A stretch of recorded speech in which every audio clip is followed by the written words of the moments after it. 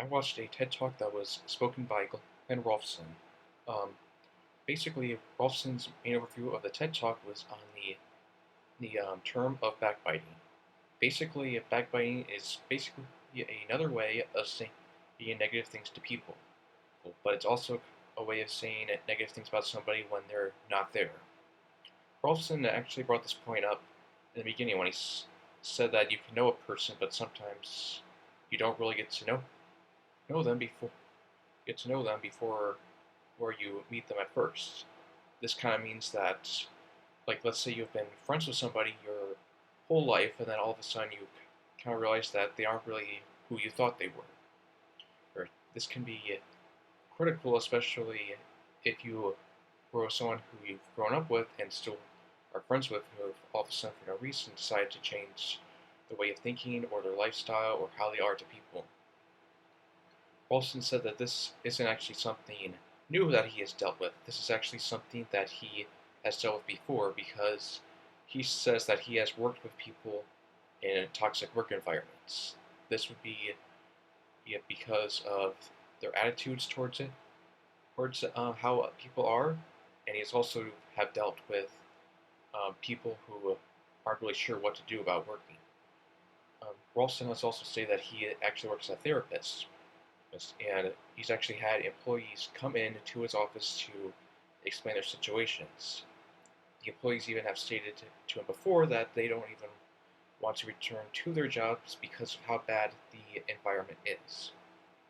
Um, but Ralston ended up saying that despite the fact that people can backbite you and say things that they you have standards on and really don't mean, they shouldn't really let that get to them. They should try and keep going and realize that despite the fact that they're being backbited, that they should keep going and look for the bigger picture that there is out there. Ralston had also shared a story where someone had used a filter test when asked three types of questions. Um, I knew the three questions were do you want to share this information, and how is it going to be resourceful, and how will it impact the person who gets it? Basically, none of these questions are great because no matter how they're presented or even how they're told, this is going to affect somebody. Um, Rolfson has said that this kind of questions affects everybody, so this doesn't just impact men, and this doesn't just impact women, this impacts all of them. I also feel like this also impacts certain age groups, like, say, children and the elderly, because people can always have a different opinion on backbiting, especially those who haven't really been around the world that much and those who have been around the world for decades. Basically, none of these are really great because even if you share it, or there's not really much of a point. All you're doing is hearing information. Second, you're feeling bad for the people about it, and it's not resourceful at all because, despite the fact that as this is being shared for you, there's no point in it being shared. There's no resourcefulness, and all this does is it hurts them, and it also hurts the person who says it and gets told about it because basically it's like they're keeping a huge secret from somebody.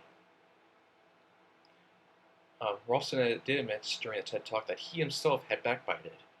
Yet he said this because he did it to make himself interesting. This, which basically means he does it to kind of gain a little bit of attention or at least popularity. This is understandable for us as people because sometimes we feel like we have a hard time fitting in with our peers and those around us. We kind of use backbiting as a mechanism to gain our own popularity or to use it to help us get to know people better for our own self-gain. Um, Basically, he did ask the audience, would you like to work in a place with no backbiting? Most of the audience agreed that they didn't want to. Well, as for myself, I kind of thought about it and I realized I did want to work in a place with no backbiting because nobody would really want secrets to be shared, and also nobody really deserves to be ridiculed for, say, doing their work even though they're not even present. They should basically feel safe for wherever they go, whether it's at work or it's at any other location in the world. Because of how bad backbiting got, Ralston decided to create an experiment, which he called a Gossip 2016. It is basically this project idea where all these workers would work together for 6 months and get to share their experiences with backbiting and how they wanted to deal with it. During that same time, he also decided during that exact 6 months to also make them work on a project. The only rule was that there was going to be no backbiting at all. And every week for the next 6 months, they were going to explain how they were doing with Gossip 2016, which was the name of their project.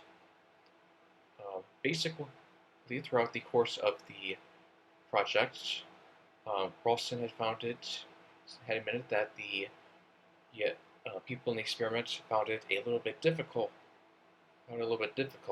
But some had also found it easier because it actually helped their improvement with their project, and it helped with good employee relations between people.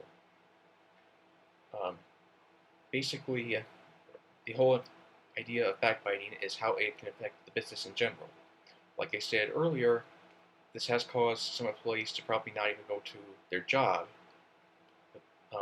This basically has proven that from this, that when people go like on a sick leave just so they can avoid work because of their fear of getting backbited, they're saying that their development has been going down.